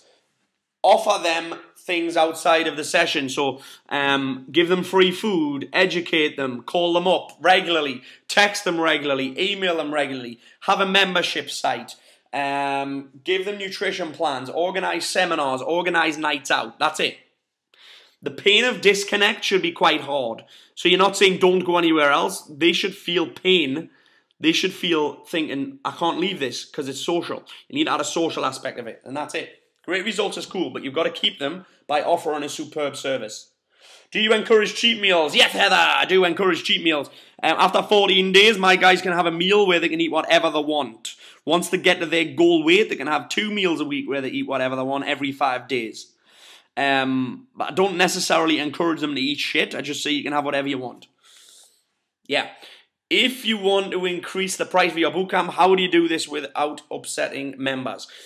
That's a great question, mate. It's something that I had to do back in the day. My first bootcamps were only 60 quid, and then I just blasted them up to 100. I lost a few clients, but guess what? I more than made that money up. You've got to stack the value. You've got to show me and tell me why it's more expensive. You've got to add things in that make it look like I'm not just coming and training with you 3 times a week and paying 100 quid. So you've got to stack the value. Again, it's about that service outside of the sessions. Yeah? Thank you very much, my friend Chris. Superb. What are your top tips on providing an exceptional service? I've just covered loads of them. Yeah? It's about coaching. It's about providing education. It's about... You're turning your bootcamp into the 3rd place. Work. Clients should be thinking about home, work, bootcamp. Yeah? It's as simple as that. It's got to be the go-to place. Okay. How do you get your biz package ready for sale without your clients knowing that you wanted to sell it on? That is a great question, Kim. I can't answer it. I got in a position where this is how I would do it. The business shouldn't be about you. It starts off about you, but as you need to depersonalize it as you go. So it becomes about your training system, your nutrition system, your retention system. You have other people delivering that. Gradually, you just keep taking step back, step back, step back, step back. So my step back was to come to Marbella for 5 weeks on my honeymoon. And then I fell in love with the place. And I think I'm maybe taught 3 more sessions ever after the summer. I decided in the summer that I wanted to move here. I moved here in the October. So I basically stepped away and replaced me with somebody that had a kick-ass attitude. Super simple. Okay, what's your opinion on intermittent fasting and recommend it to clients? Great question, Alan. I recommend intermittent fasting to clients, but not until they've been coming to our bootcamp for at least a month and they've mastered the basics. Intermittent fasting is a waste of time unless the client can master the basics. You need to know the whys, the hows, and the whens, and the what fors. And you also need to be able to transmit that to your clients so they know the whens, the whys, the whats, and what for. If you don't do that, it will be like Chinese whispers, and people will just think they're starving themselves. Intermittent fasting works, and it works very well, but the client needs to be ready for it. For me, I don't like intermittent fasting unless the client's already done some sort of detox and is fairly healthy. Yeah, it's as simple as that. Although intermittent fasting can help the liver out as well. I love it. Okay, superb. I pay my guys an hourly rate and always have done. How do I change the payment structure to a sliding scale depending on the number of people in their bootcamp sessions? Cracking question, George. And I think Chris, who's just bought my business, is actually doing this because he teaches fitness camp in Liverpool, and he's working out a pay scale on this. So what you pay them a basic based on a basic number. So say you pay them 30 quid an hour based on them having 10 people on their bootcamp. If they get 11 people, it might go up to 31 quid an hour. If it goes up to 32, up to 12 people, it goes up to 32. Something like that. So it's based on people. It might be when it goes up from 10 to 20, their rate goes up from 30 quid an hour to 40 quid an hour. Yeah? I hope that makes sense. Sweet. Oh, cracking question, William. Billy Stanley. What are your top 5 fat loss supplements? Well, they're probably more down the health supplement route. Number 1, fish oil. Number 2, a green drink. There's one called Lean Greens coming out soon that I think is going to be pretty cool. You can find out more at leangreens.co.uk. Yes, that is mine. It's fucking badass. Number 3, I would probably go with a probiotic because your immune system starts in the gut. And number 4, I would go with probably, I throw multivit in there, but then I like other vitamins differently. It depends on the person. I like vitamin D.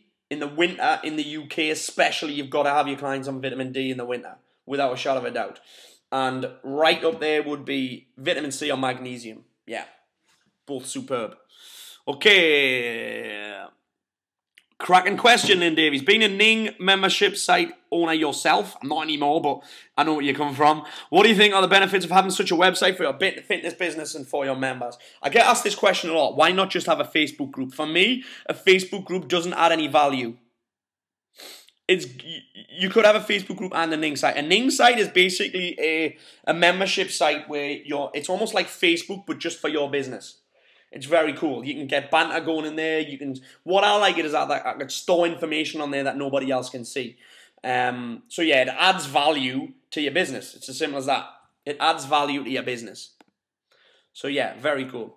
Ian, thank you so much. He's being kicked out as the one to lock up. Thank you very much, Ian. Are there any proven turnkey systems out there that you can apply and use in my business wholly, or maybe this could be a business mentor? I don't quite understand that question, Langel. I don't quite understand it. Email me about that one, brother. Sarah Brooks, what do I do after the 14 days elimination? I answered that before, but I add in a cheat meal. A weekly cheat meal. How do you market the free guinea pig system? I market it to if you don't know anyone, you market it to the list of 100 people, because you definitely know 100 people, or know 100 people. You can use Facebook, Twitter. You can use your email list if you've got one. You can use the local paper. My mentoring students get a press release that they send to the local paper to get their guinea pigs. It's easy. You've just got to make it sexy. You still got to sell it. Free training isn't enough. And me and one of my mentoring students had this conversation yesterday, and that she put it out and didn't get a very good response. But she just said, who wants to train with me for free? People don't want training, guys. People don't want to do a diet. They don't give a shit about that. They want a result. Sell results. Stop selling sessions. Stop selling diets. Stop selling training. Sell results, because that's what people want. The diet, the training, and the nutrition, etc. is just a vehicle to get to the result. So sell the end result. That's what people want. Okay. Liz, did you run your bootcamps back to back or give them a week or two in between, but still provide exercise and health suggestions for that time so they don't get burnt out? Cracking question. We run bootcamps like this. 4 weeks on, then a taster week. 4 weeks on, then a taster week. The regular members can have the taster week off if they want. When I first started, I used to do 4 weeks on, 1 week off, and take the week off. But then people were sort of falling off the wagon completely in that week. They found it tough.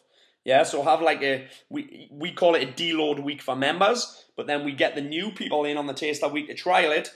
It's quite tough for them because they haven't done anything like that really before. I mean, a lot of our guys have trained before, but they've never done our type of sessions before because we do some really cool shit.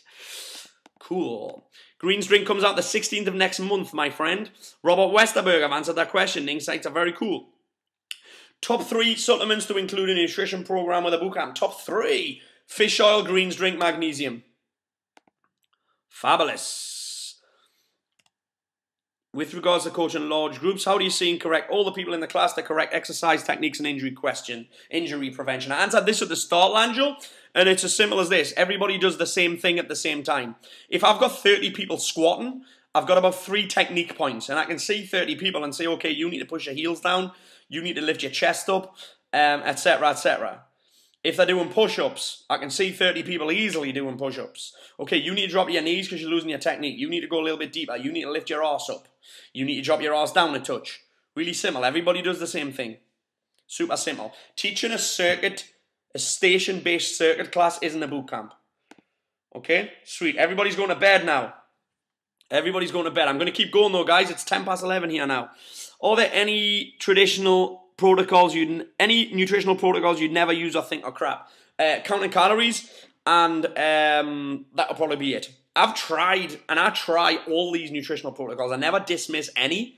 I don't like this Dukan diet. I think it's the fastest way to get IBS. And also, it's just a modern day Atkins. I actually think it's a little bit better than Atkins, if I'm honest. And let's face it, Atkins works. Yeah, it's not the healthiest thing in the world, but it works. But the nutritional protocols that I'd never use would be that. Yeah, sweet. Best greens drink? Lean greens. Would you pick 10 bootcamp members for guinea pigs as you know they're committed? No, Rob, I wouldn't. The guinea pigs have to be people that you haven't trained before, because what you're trying to do is you're trying to open up the eyes. You're trying to open your business up to the eyes of these 10 people's friends. So it has to be 10 people that don't already know you, or 10 people that you haven't trained with.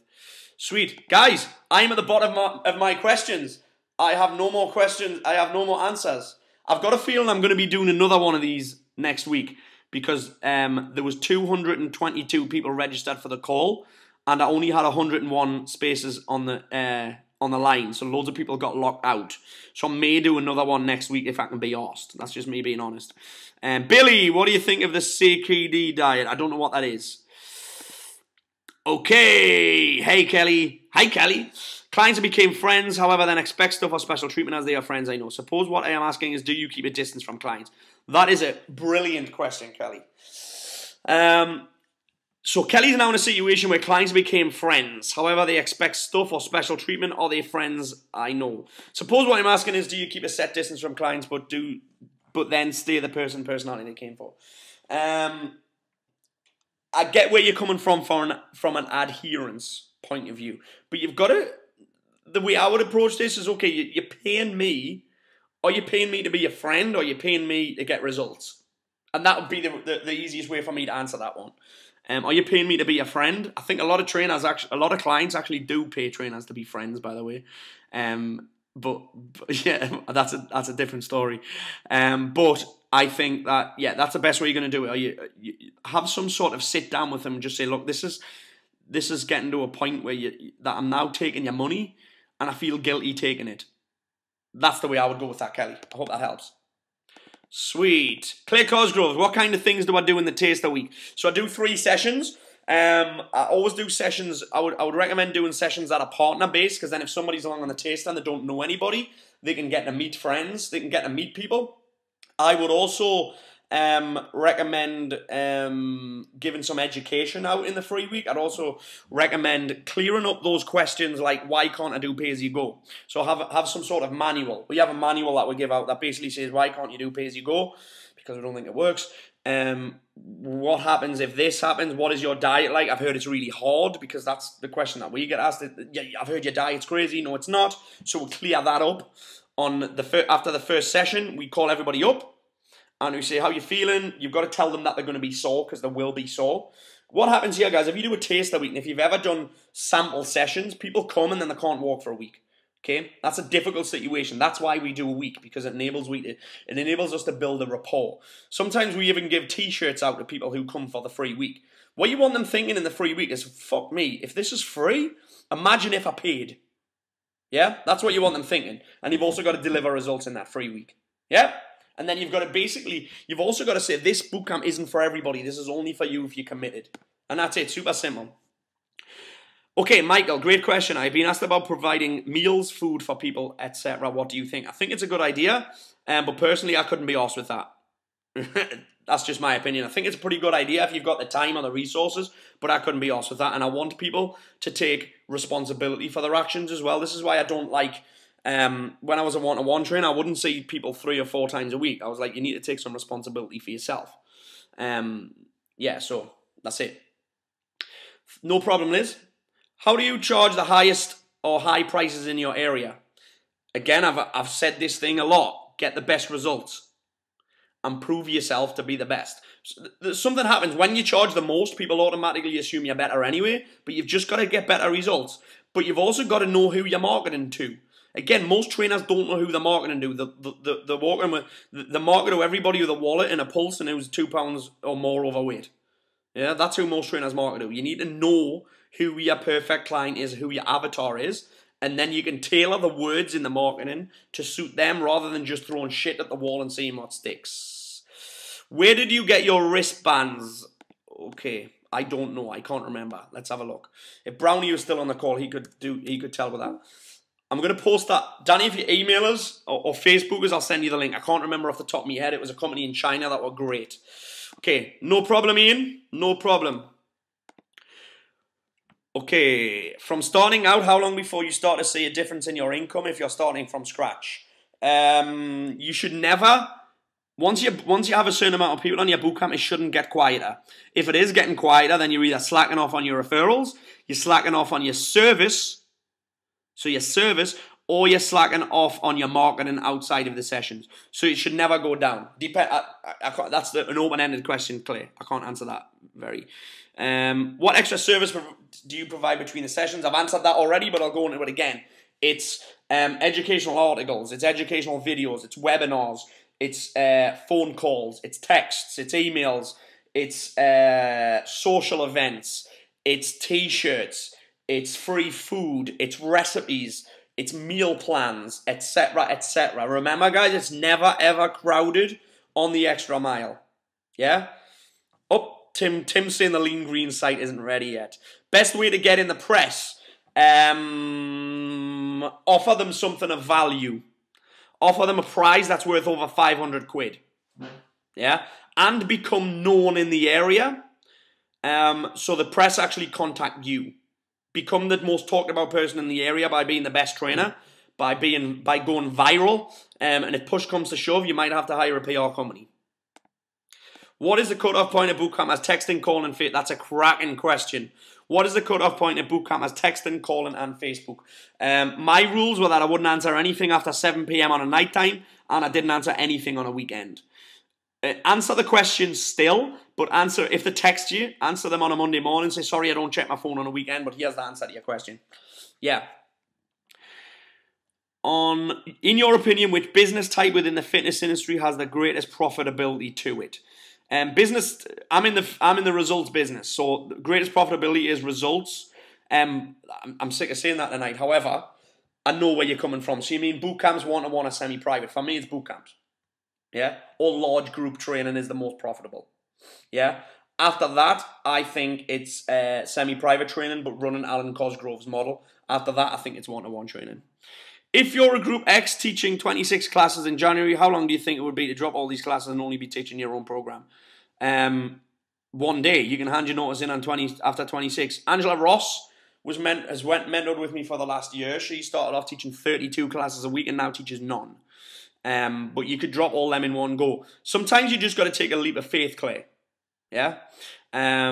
I left it, it's just, you've got to take a leap of faith. It's like, and I know there's some guys on the call that will hate me saying this, but I've got to say it. If you're in a job where you're saying, okay, I need to earn this amount of money in the fitness industry before I can leave my job, it's going to take a long time for that to happen. Here's why.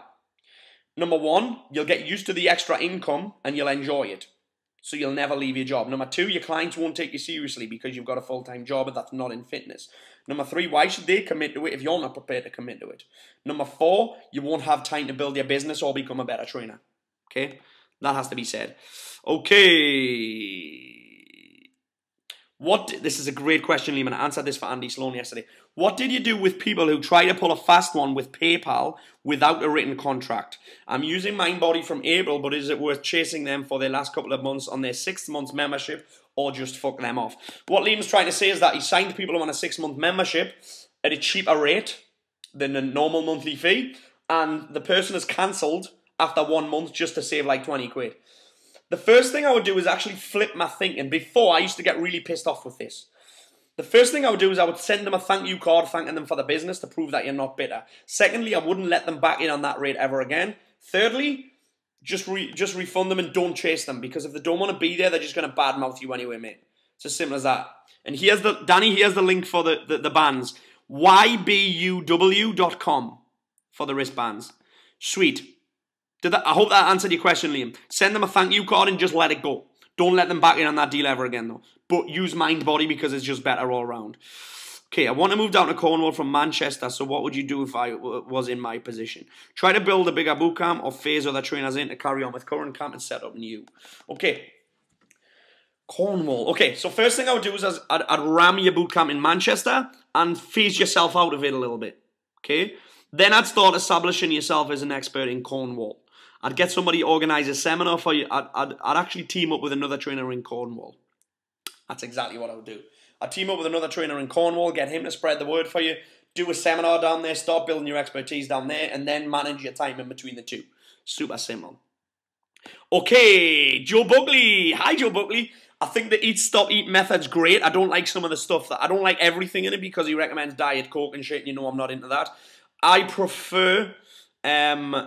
we use intermittent fasting. I prefer the lean gains method, which is basically a 16-hour fast and 8 hours of eating. So you basically fast from your evening meal so you fast from 8 p.m. on a night time till 1 p.m. the next day. Because most of the benefit comes after 15 hours of fasting. And I like that method. It's easier to stick to. You're basically only missing one meal as well. I like fasting because the hormonal response is great. It gives your liver a break, gives your digestive system a break, it gives your pancreas a break, so you're not on an insulin roller coaster. And I think it really improves your relationship with food because you don't crave junk. Yeah, but I like it. Anna. What other type of names can you use other than bootcamp? That's a great question. We use fitness camp. Ours is Fitness Camp Academy. You can use Academy, you can use Project, you can use System, you can use Mission, you can use all sorts of things like that. It just has to do what it says on the tin. You can use School of, you can use Something University. One of my friends, Michael's opening something called Body Planner University, and his is based on education. Another friend of mine who I'm mentoring, he's got a company that's going to be called School of Fat Loss. It's a boot camp, but without that whole bootcamp tag, so you're not attached to the shit that do pay as you go. Okay? I would stick with that. Yes, Liam, I like that a lot. Okay, I've been asked by a local Zumba coach to help them change body shape. Good luck with that. No, that's really bad. Sorry, I didn't mean that. I'm only joking. Should I do this for free and use her before and after photos? Definitely. Yes is the answer. Okay, Rob's just took the leap of faith. He was barbering. Wow, that's fantastic. So I can not only look leaner training with you, mate, I can get a cracking haircut as well. Superb. When you have a friend who is a trainer, here's a good one. When you have a friend who is a trainer and you see another trainer having an underhand dig, what would you do?